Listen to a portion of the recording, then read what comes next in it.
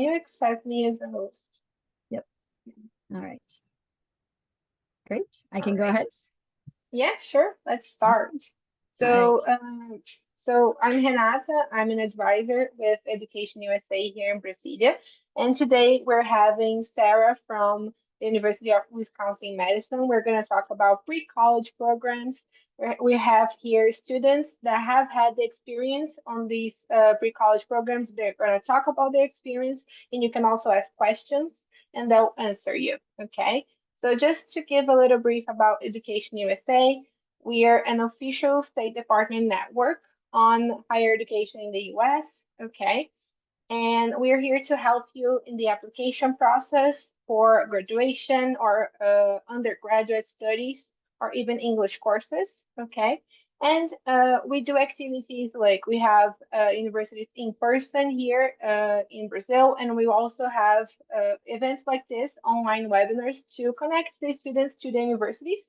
And that's what we're doing here with Sarah.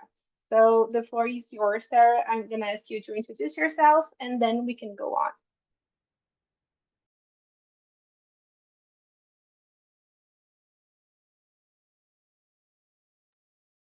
Can you hear me? Sorry, my internet, I think, bleeped out for 1 second. Yeah, I can hear you now. Okay, great. Is it okay? Sorry, since I cut out, is it okay for me to go ahead and start? I missed the end of your introduction. Yeah? Oh, yeah, I just told you to introduce yourself and then go on. Yeah. Perfect. All right, sorry everybody. I've been all over the place today with my laptop, and I think it just had a moment of like figuring out what Wi-Fi it was on.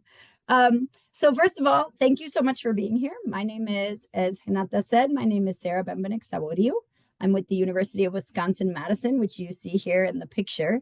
I work specifically with pre-college programs. I'll introduce you a little bit to us in a moment. But I'm really excited today because, as she mentioned, we have 3 students here who have participated in programs as high school students, online and in person at UW. And most of the time today will be your opportunity to ask them questions. I also have questions for them. But it's really for them to share their experience with you and kind of welcome any questions you have to learn about what it's like to be in these kinds of programs. So with that being said, let's get started. And that should say, nice to meet you, right? My name is, as I said, Sarah. I'm on a Badger Pre-College in the Badger Pre-College department.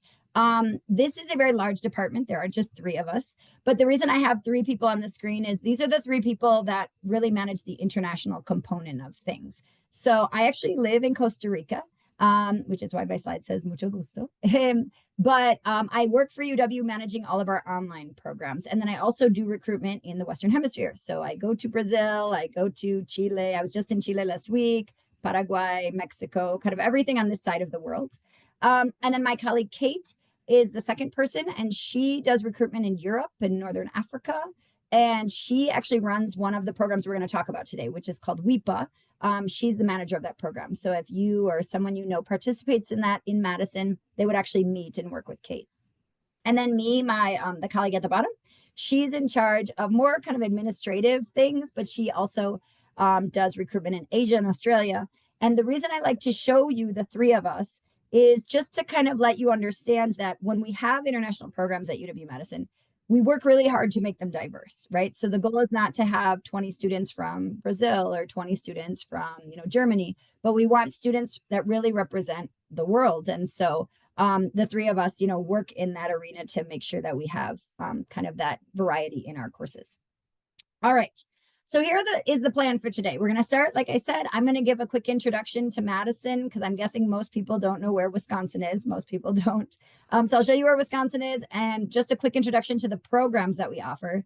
And then most of our time today will be our student panel introducing themselves and then opportunities to ask them questions. Okay. And then at the end, as was in the promotion or in the post for this talk, we will do a Kahoot. It's not a long Kahoot, but there will be an opportunity if you win to get a prize, and the prizes are actually discounts for participation in the programs. So make sure you pay close attention because the questions will come directly from the information you get today.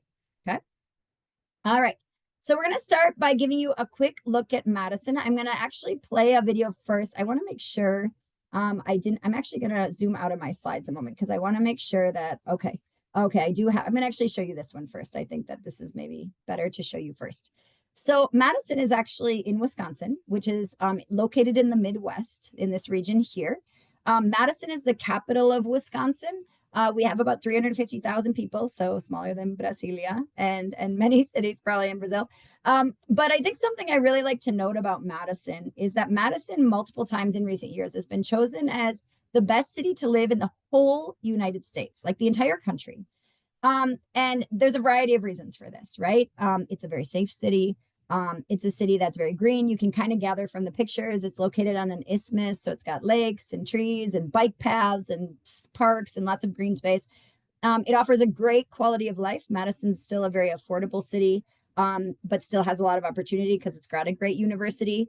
And the reason that I share this information with you is if you or your child or your students, if you're a teacher or a counselor, have an interest someday in studying in another country, oftentimes I think we look at the university, right? But we actually need to really consider also the city, because that is where that's going to become our home now. If you live in Brasilia right now and you're going to study abroad someday, you know, Brasilia is not going to be your home for at least a couple of years. And so it's really important that you love where you live.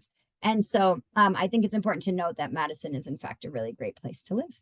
So that being said, I want to show you a quick video. This video is about 2 minutes long.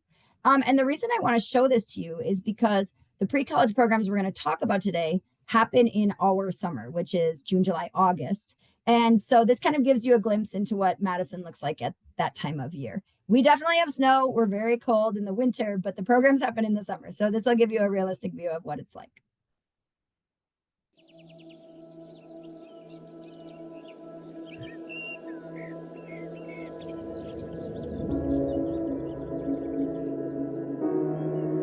This is our campus. It's a very large campus.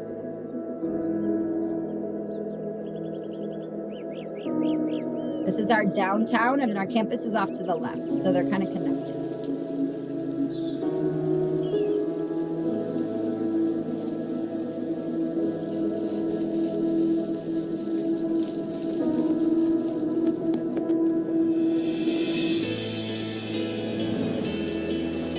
So this is our Capitol building. This is like the main government building in the state of Wisconsin. And Wisconsin's a very agricultural state. So now what you'll see is we have a big farmer's market. Actually, the in-person students many times will go like during the program at least once to the farmer's market.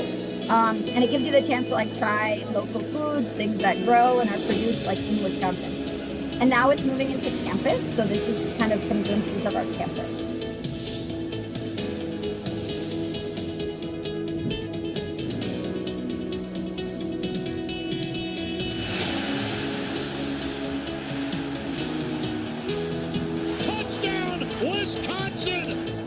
We're a Division I school, so we're a very large sport. I mean, we're a very large school, and as a result, like our category of sports competition is the highest.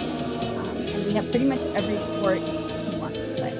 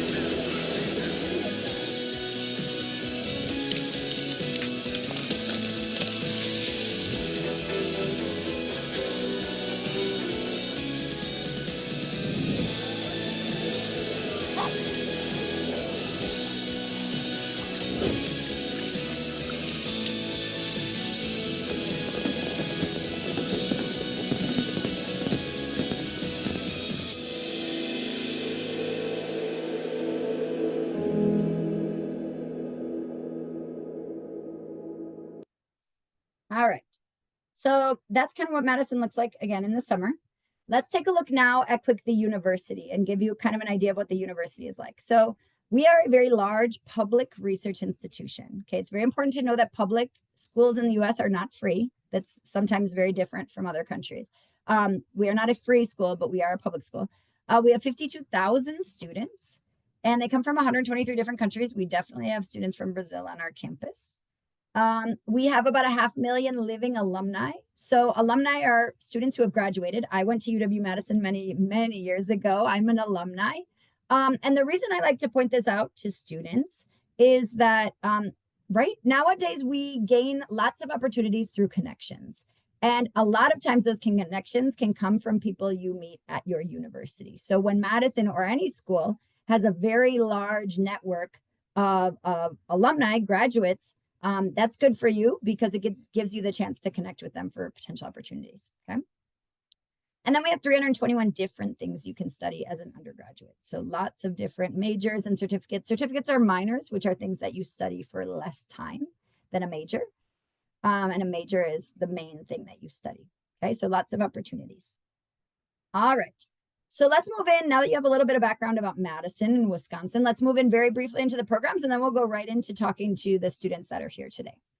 So I want to be clear first. So when I say pre-college programs, what I mean are programs for high school students, right? So students are between the ages of 15 and 18 who are not yet in the university, okay? So if you are in Brazil and you graduate when you're 17 from high school, just as an example, and you take a gap year when you're 18, you could still participate in these programs. The key is that you cannot be in college, okay? If you're in college, then these don't apply. All right, so let's take a look. So UW-Madison has 6 different programs that high school students can participate in. The first 2 that you see here are exclusively for international students, okay? Now, why are they only for international students?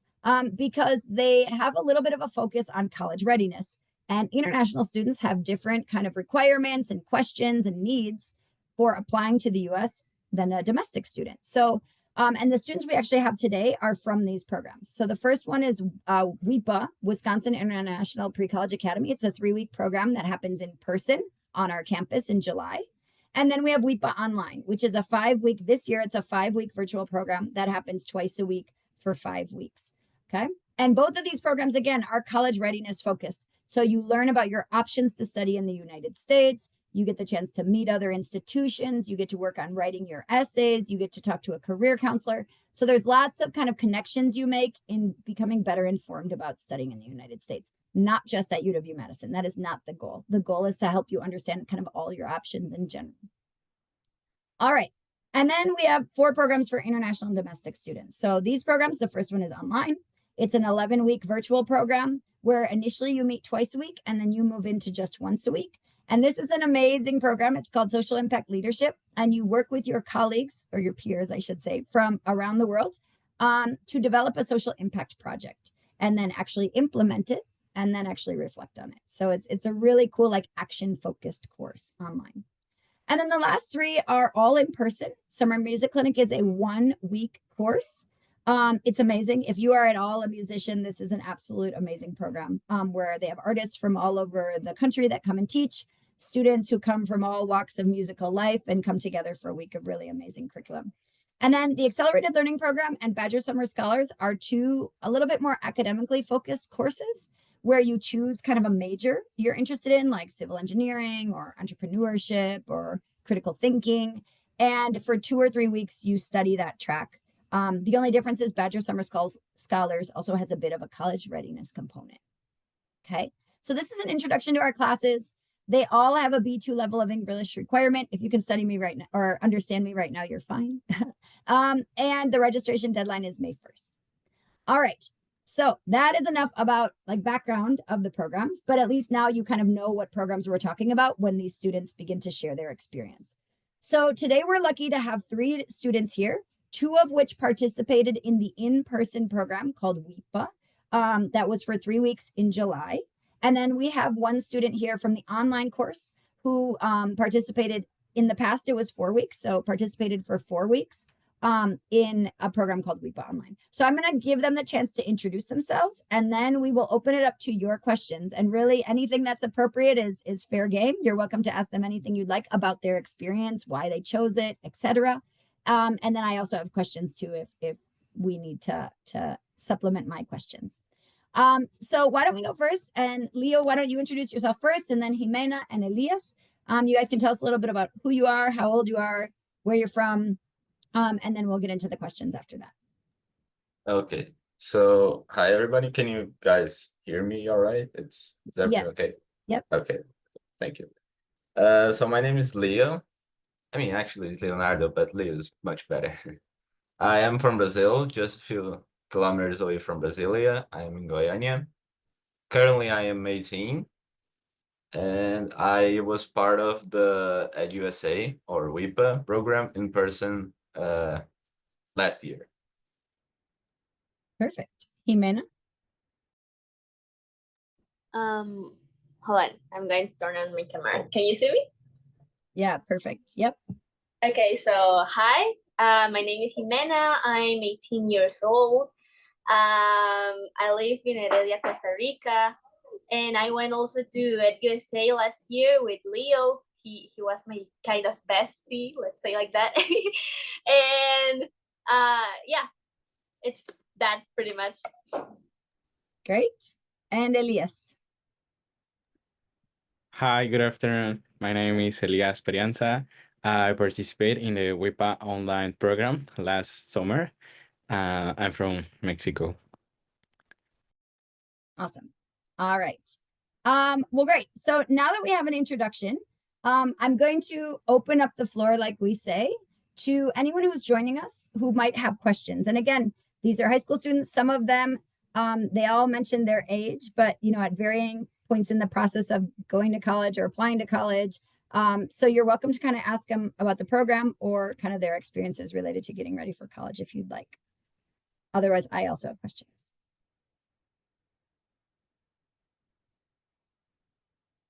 And if you feel more comfortable, I should say, if you feel more comfortable throwing it in the chat, that's fine. I think what I'll do is I'll start with my first question. So if people want to ask, they can go ahead and kind of think about how they want to say it. And then we'll go from there. Okay, so I'll just direct the questions to each of you individually. Let's start with Jimena. Jimena, how did you learn about the WIPA program? And like what I should say, how did you learn about it and what kind of motivated you to participate? So like I'm not really sure how I learned about the WIPA program. I was just like in the correct place at the correct time. So I guess that it was kind of destiny. But let's say that I decided to join WIPA because I wanted to learn a little bit more of English and also to met new people in my life. So it was basically because of that. Great. All right, Leo, what about you? Yeah, so we actually had a EducationUSA person, right, come to our school and advertise the program, and I just thought it was interesting. And my college counselor also suggested that I took part in it. So yeah, I did it, and I honestly didn't regret it at all. Even though I didn't go to university in the United States, I still didn't regret it to be part of this. Great. And Elias, how did you wind up in WIPA online? Well, I learned about WIPA because a friend told me, a friend that knew about my dream of studying abroad. He told me about the program. He motivates me to participate, and I participate because the things the program proposed for the students. For example, I could practice my English skills, principally speaking and listening, but also I learned about how the U.S. educational system works. That it was very useful. Great. All right. Okay. I see, Christina, I see your question. I'm going to wait 1 second because I want them to give a little more information about the program and then I'll have them answer that. So I'd like each of you, and we can start with Elias, to kind of describe a typical day. Like your class was online. So I think if I recall, we met 2 hours, right? It was 2 hours a day, I think, that we met. What was kind of a typical day like? Okay. At first, the first 15 minutes of the class were about questions, icebreaker questions, to talk about ourselves with our group. The best part of the program is this. Even though in the Zoom there are 30 or 25 students, actually we worked on groups of 5 or 4, because in the Zoom, in the meeting, there were 6 or 5 teachers that helped the no, let me think, how can I say it? Okay, so Like help those 5, facilitate maybe? yeah, they facilitate, yeah. So those teachers facilitate that dynamic of 5 to 4 people groups. So the first 15 minutes were questions, icebreaker questions, talk about ourselves with the short groups. And then Sarah explained us about some topics about the US system. For example, the essays. Let's say the essays. And then we have a special in another person who comes from for the meeting.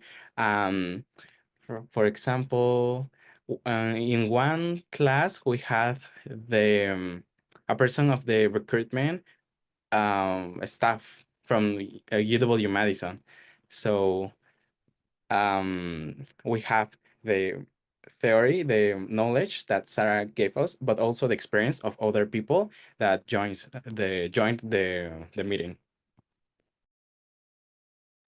All right. And what about Leo? Will you describe, just like pick a kind of typical day where you had class of some kind in the online or the in-person program? What was that like?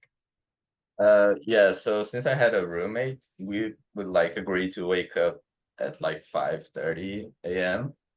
Uh, me personally, I'd leave, take a shower at like around 6 a.m.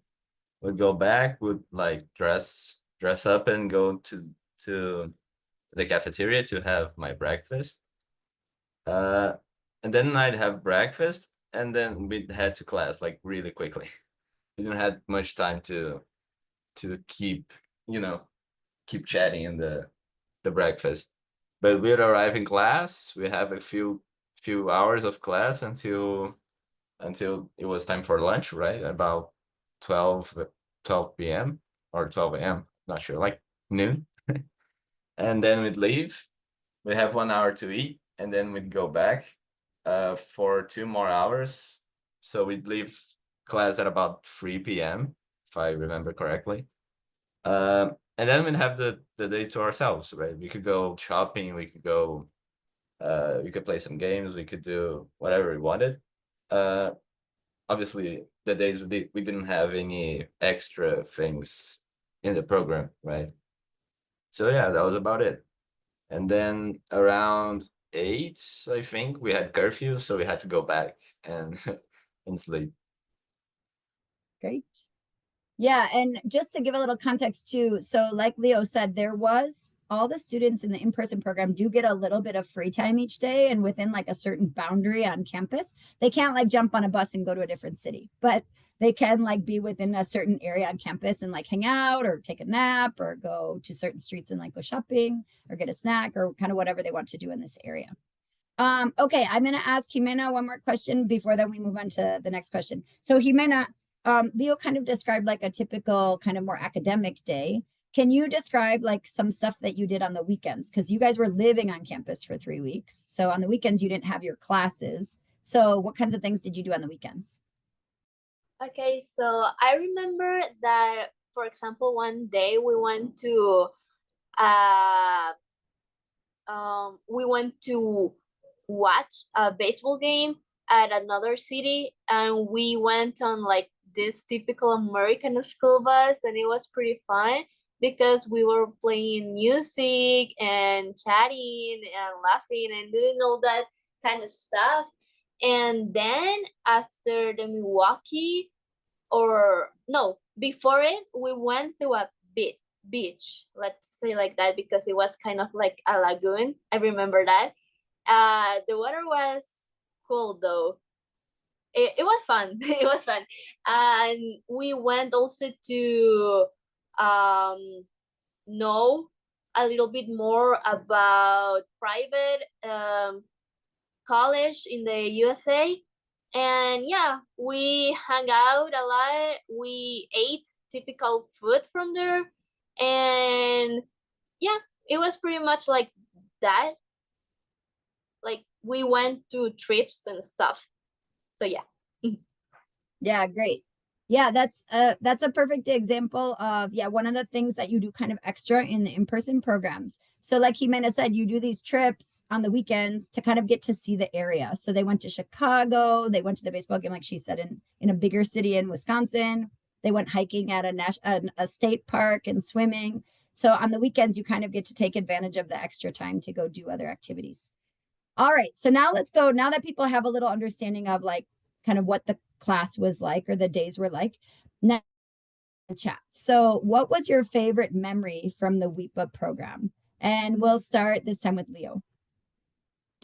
All right, so I won't rely too much on my memory because it's terrible, but the first memory that I have was from the talent show that we had.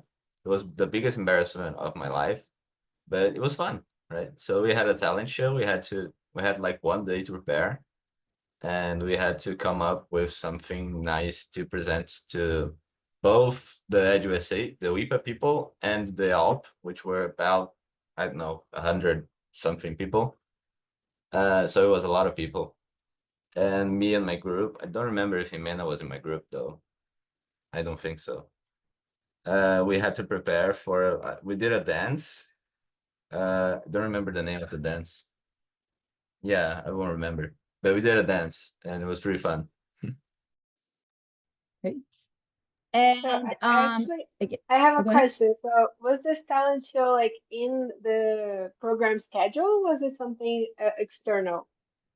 Yeah, no, it was in the schedule. We knew a little bit ahead, but we didn't know the details of it until a few hours before.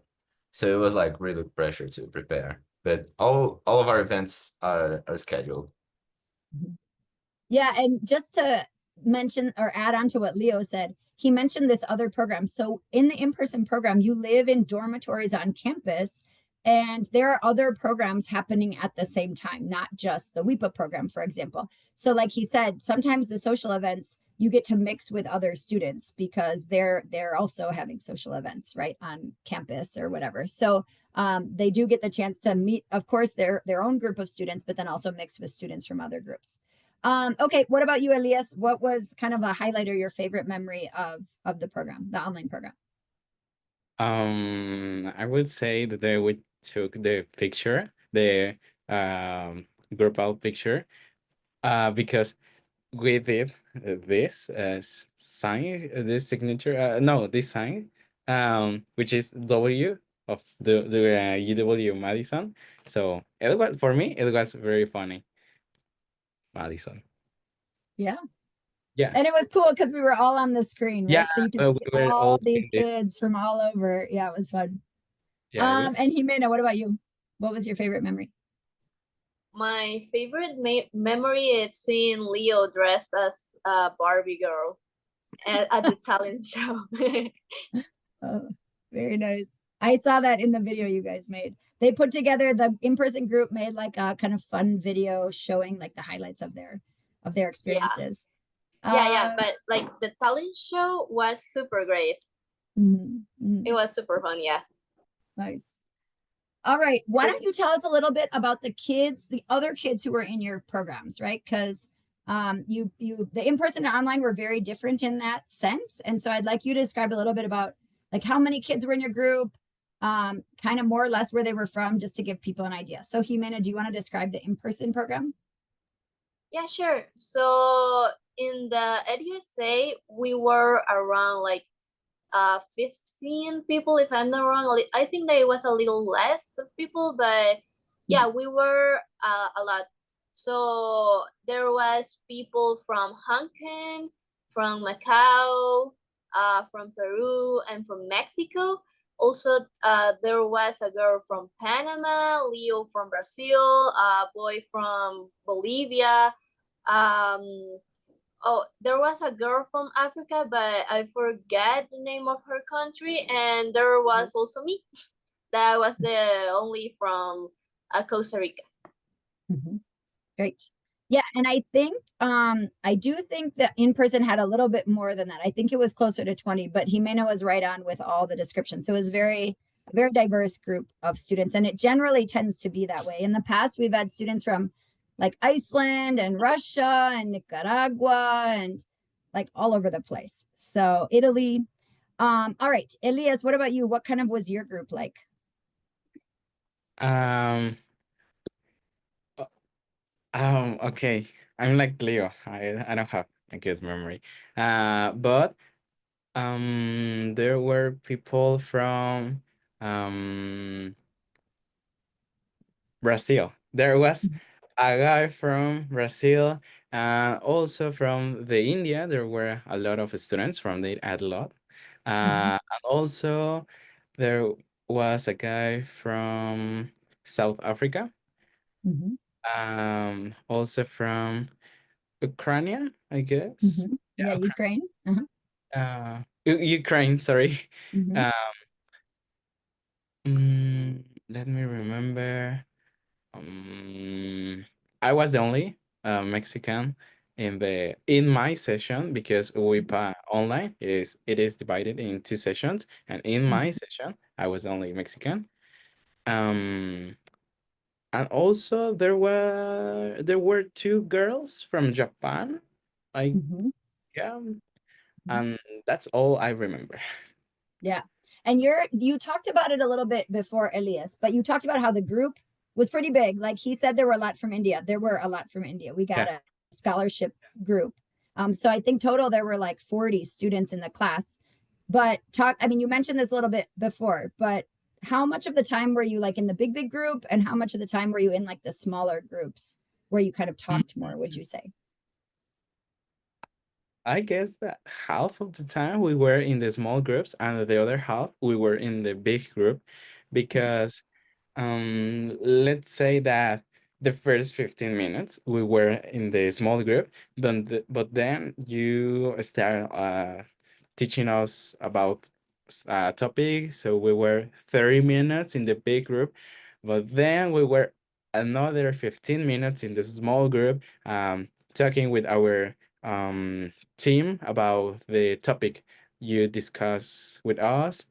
And then we go again to the big group for other things. So we were um, going and coming back, and then going and coming back between the small and the big group.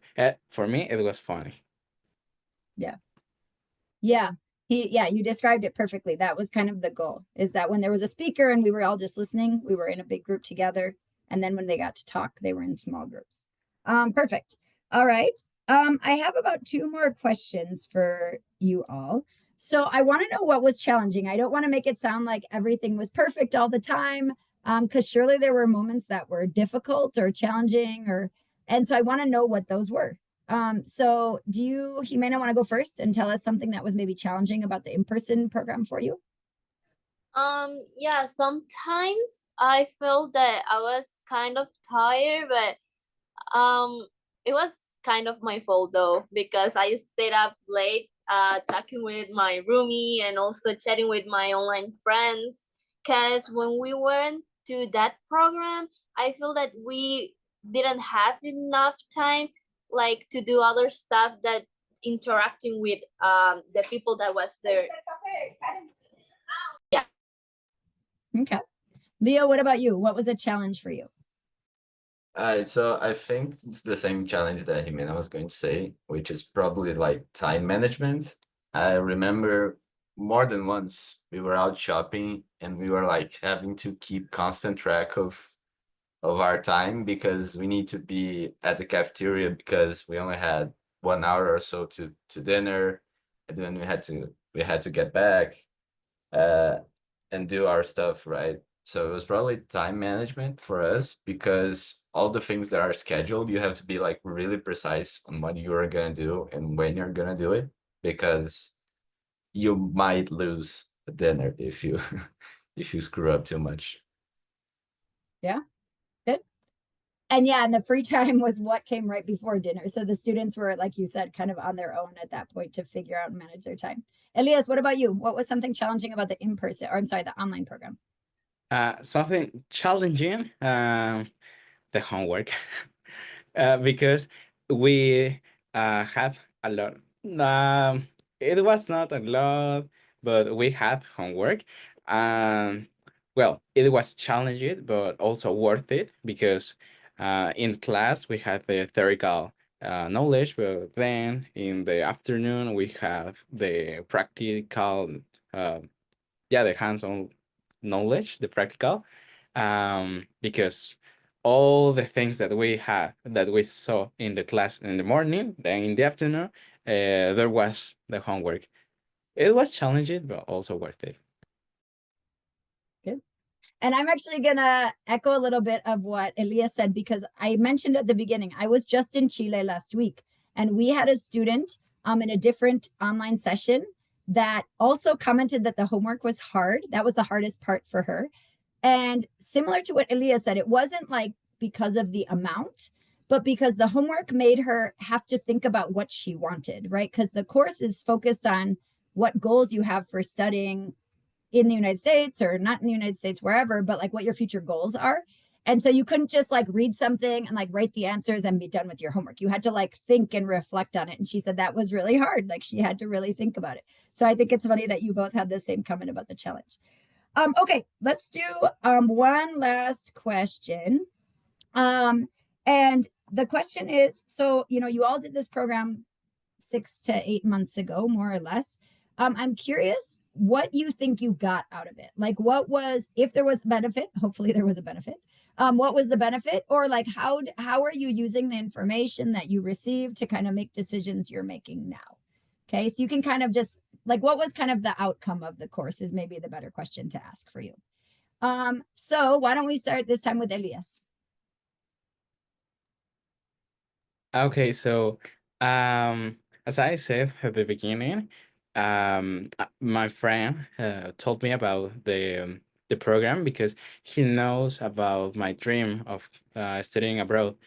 So after the program, I started working on all the things we saw in the program. For example, the essays, and also the financial aid.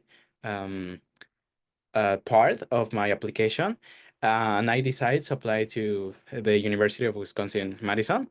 And actually, I got an offer of admission. So I think that's a really great, really big accomplishment for me, because that dream of going to studying abroad stopped being a dream and it's becoming a reality. So, yeah.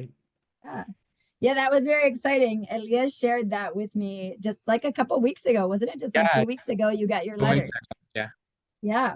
So, yeah. And what's kind of neat is that, not like I said at the beginning, the goal is not that everyone wants to apply to Madison. We know that Madison is not for everyone, right? I would tell the students, like, if you don't like snow, you can't come to Madison because we have lots of snow. If you don't want a really big school, don't come to Madison. If you want, some of those things, then Madison might be a great place for you. So Elias is an example of someone who thought it would be a good fit. But not every student thinks that, but they still can have a good experience, even though, they don't ultimately want to go to Madison for studying. So let's go to Leo. Leo, what was kind of your takeaway or outcome from the program? For me, it was more about teamwork that we developed during the 3 weeks. We had to do a lot of drills to get our team together to solve some problems, and in class and out of class, right? We had some cool activities that revolved around teamwork. I learned a lot about other cultures, how other school systems work abroad, right? The Chinese, the Mexicans, and the Americans themselves, obviously. And I made friends. Obviously, that's the biggest thing.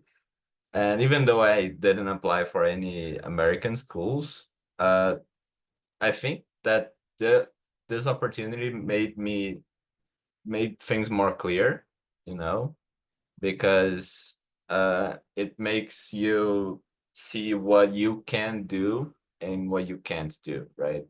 So for me, I saw that I couldn't apply to university right now, but maybe if sometime for a master's degree, who knows, I might show up in medicine. Yes, awesome. And Jimena, what about you? So I will say that I got to know a little bit more about cultures around the world. Now I feel that I'm more interested about them. For example, now I'm thinking Portuguese class, and some months ago I also went to Hong Kong to hang out with my friends again. So I feel that it helped me also to know what I want to do now that I will start college this year, and to have like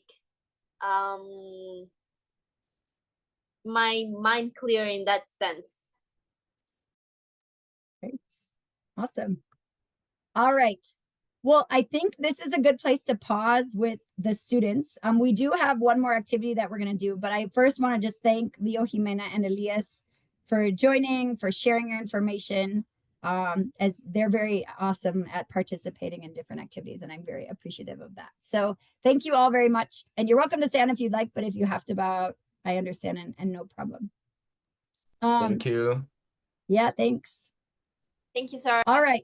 Thank Yeah, you. you're welcome. Thank Have a good you. day. Thanks, guys.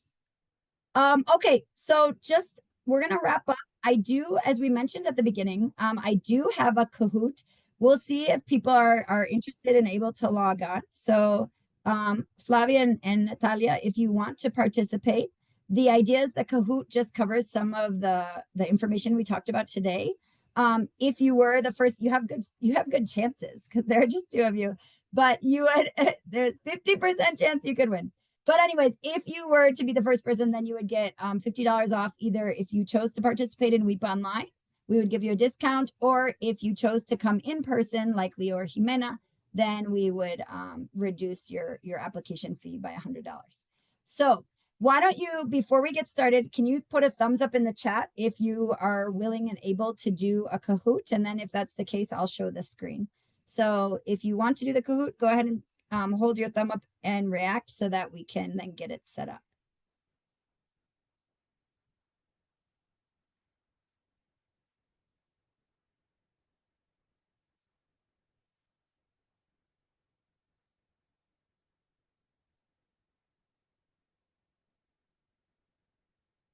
Okay, so maybe what we'll do is we'll skip the Kahoot for today and we'll move into just concluding.